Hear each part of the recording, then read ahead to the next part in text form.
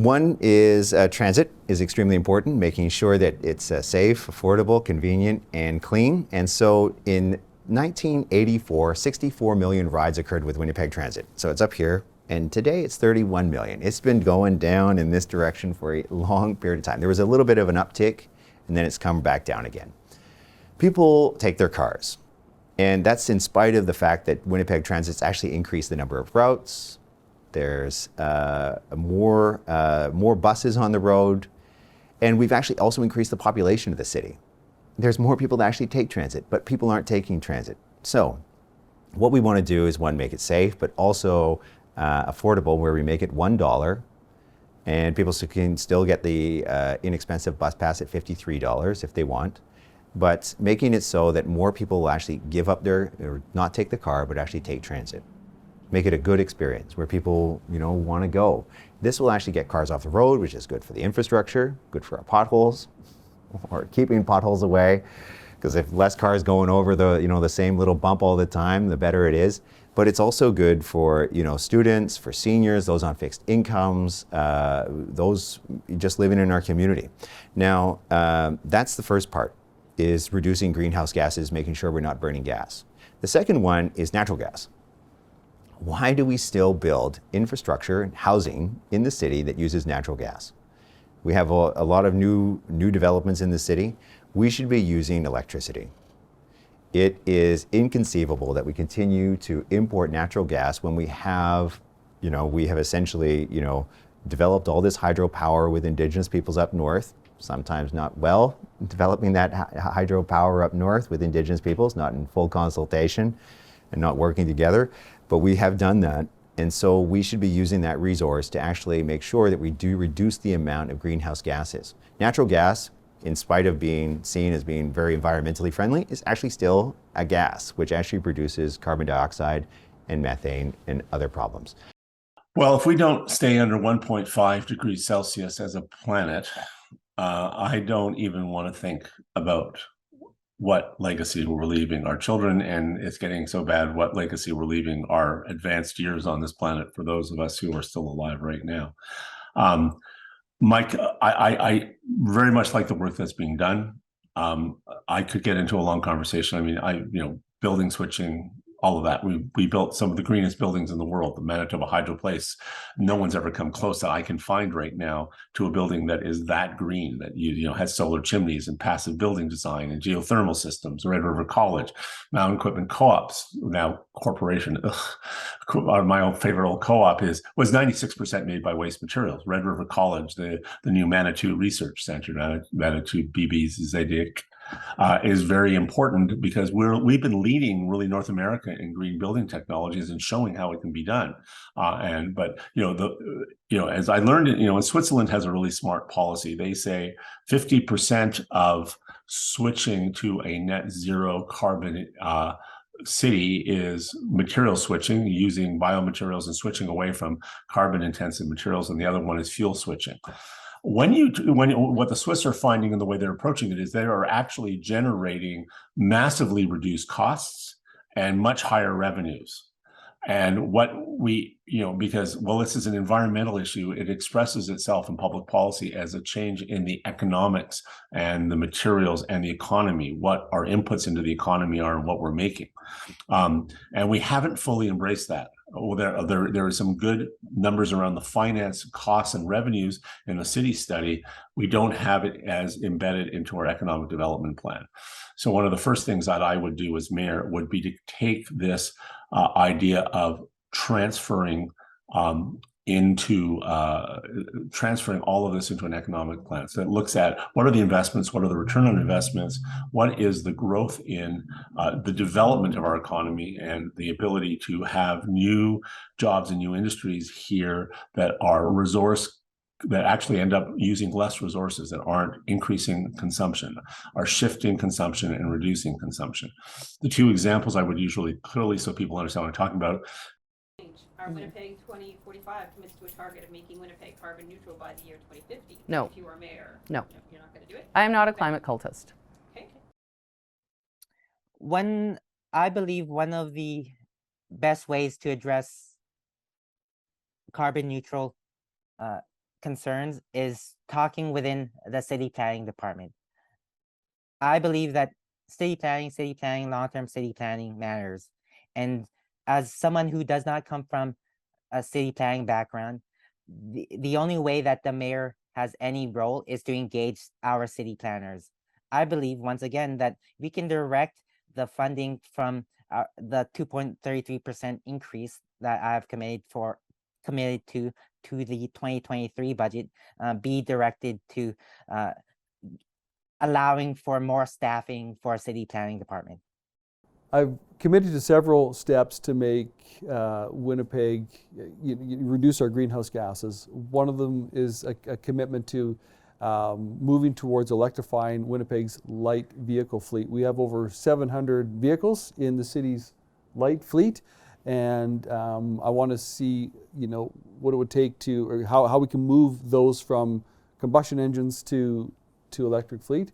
I've committed to transforming our municipal accommodations department into a green properties and green power department or agency. And the goal there would be, to begin retrofitting. We've started, but to retrofit city buildings. We have a large inventory of city buildings. Many of them are very old. There is federal money, there's other monies available, rebates available, programs available to retrofit buildings. We should be leading the way in the city of Winnipeg by retrofitting our buildings and make sure we're reducing our greenhouse gas emissions. I've also talked about, where possible, converting over to solar power or geothermal power to reduce our greenhouse gas emissions in our buildings. I'm proud to have supported the Transit Master Plan. I'm the only mayoral candidate currently on council who supported the Transit Master Plan. Thank you very much for this question. I've read through that and I see it's comprehensive. I think from my own perspective, the first step is to focus on what is missing in the plan. We need the buy-in from the communities as well. And we need to work with the stakeholders to evaluate the cost, because I see that it entails a lot. I agree with that, I'll be honest with you. But when I look at the holistic, because I'm a certified project manager too, so I look at the holistic, point of view, and I see that there is a need for us to identify all those stuff. Buy-in is very important. You can't move together if you don't agree. Then, the moment we evaluate that, we look at the cost. Who is going to pay for that? So I know province, federal, or city, but we have to look at, do we have enough resources right now to implement? Even if you don't have resources, how much are we going to make every year? Because I see the roadmap, it requires about 23 billion, from what I can see. So which means that you need about 800 million annually. So that's huge. That's a lot of money, right?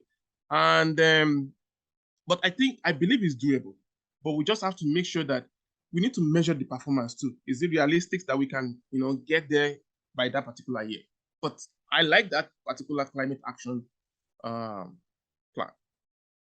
But would you speed it up? And if so, what would you actually do to encourage us getting to that level or even surpassing that level? Smart buildings, what would you implement? Would you do bylaws? Would you do incentives for people to build smarter, greener buildings? That's the question. Yeah. So I would definitely do that. Green buildings and some other stuff is part of my plan, but we have to support them as well to also ensure that they can create that kind of green spaces as well. Landfills, I want to repurpose landfills to create energy. There's things that we want to do. I believe in a sustainable city. I believe in using solar, using geothermal, using different means for heating and cooling, everything. But I think we got to start with working on our city buildings first. I think we can lead by example when it comes to arenas, city buildings, pools, and all of those things. But that's not really the crux of the issue. So what we find is electric. Everyone's talking about electric vehicles. Okay.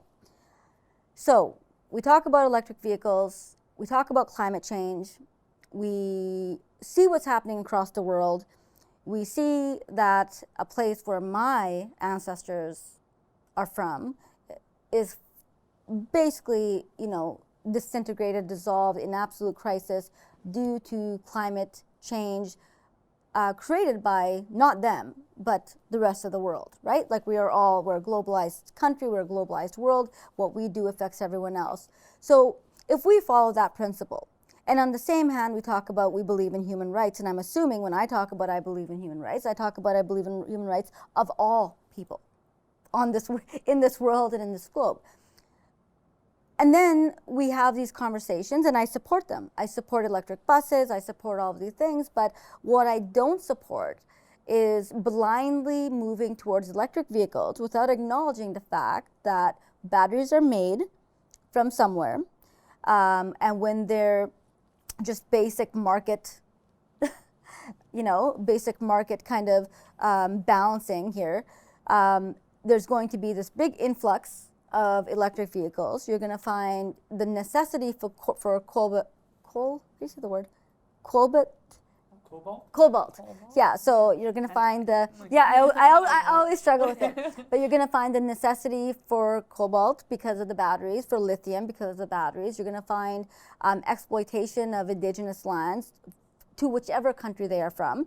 And you're also going to find places like Congo or some of the Eastern world who are creating these batteries for our consumption in the desire to minimize climate change, but at the same time we're like, where's the balance? So what I really want to see, what I really want to happen is for Winnipeg to take the lead on understanding, to know where their vehicles are coming from, to know if there were any human rights that were violated or the land that was illegally exploited in the production of these vehicles, of these cars, of these things.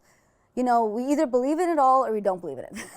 I don't do middle ground. I really don't want to fight for something that is going to ultimately exploit a child somewhere else, or to exploit lands that belong to someone else for the purposes of us to say, oh well, we've done our part for climate change, but really we've just created a new scenario. So I'm not saying no. What I'm saying is we need to have requirements in place. We need to have, we need to have the foresight to acknowledge that these things will start to happen, and we need to produce some kind of mechanism to keep stuff like that in check. So that's my position on that. So electric buses, yes, obviously, we'll have to invest in that infrastructure as well. We want to create a city that's walkable, that's bikeable. So a lot of our city design will have to be involved in that. That's a massive part of it. Some of the urban forestry will be a part of that. Some of the, it's so multi-dimensional. But I think that as a systems thinker, as someone who understands how everything is connected, I think that we can really do it. But we need to know what the other hand's doing. Well, the number one thing is understanding that climate change, as far as Winnipeg goes, it's not a problem.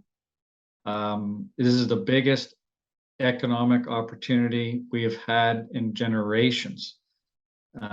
And there are so many fantastic solutions that are not only better climate-wise, but better on the pocketbook than what we're doing now. So using creative financing, we can offer heat pumps for both residential and commercial customers at no upfront cost, where we would want to see the Winnipeg Water, Waste, and Heat offering the loop at no upfront cost and appropriate circumstances, so people can get going much easier than is the case now. Same thing with solar, integrating incentives from Efficiency Manitoba and from the Government of Canada right into the back end of a service offering, so people can put solar up at no upfront cost. And in places where solar isn't a great fit, either because of the orientation of the house or because of the tree canopy, we'd love to see community solar where residents can feel connected to renewable energy in that regard. I've also announced a 500 EV public charging system throughout the city, located with level 2 chargers, for example, located at community centers and other city-owned properties with upfront capital being paid back through charging Winnipeggers for using the system. And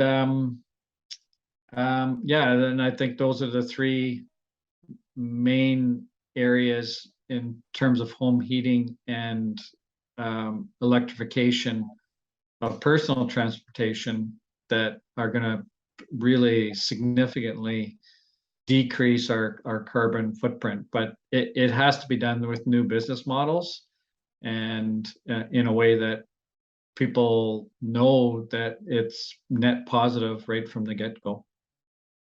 Carbon budget, what that looks like right now or what it would look like going forward, I'm not entirely sure. We'd have to look at those numbers.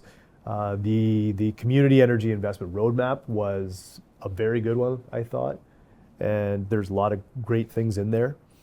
And one of the things that I've talked about in my campaign that specifically look at that are our buildings, our city buildings, our commercial fleets, and incentivizing electric cars, which I don't think it's a complete silver bullet to simply just switch all cars to electric. But from a building perspective, I think that all new buildings need to be looked at building with complete modern, energy efficient standards. And where we can, we should also be looking at renovating our old buildings. And I say where we can because it doesn't make a lot of sense to just go in and completely revamp or renovate a building just because. But when it meets its end of life, we're either going to look at selling it or renovate it to the current standards to make sure that it's energy efficient. And then from a transportation perspective, this is obviously one of the biggest emitters. Is what the city can do here is to make sure that over time we are looking at transitioning our commercial fleet to electric, whether that's trucks, whether it's lawnmowers or leaf blowers or those kinds of things. We need to lead and do our part in that. Over the longer term, transitioning buses to electric, I'm happy with the roadmap to 2035 at this point. I wouldn't expedite that. I do think that this is coming anyways. Transitioning buses to electric is what we will do and should do. But it is not the biggest emitter at the moment. And then the other thing I look at is just in general terms for reducing greenhouse gases is waste diversion as well. And I brought up composting programs in the city. I think that I've looked at other cities who do this successfully. They are spending a lot of time, and it has actually shown some real, great results. And there's an economic benefit to also implementing some of these things. So from a composting perspective, I looked at a city like Calgary who is doing it sort of like I think we should do it in Winnipeg.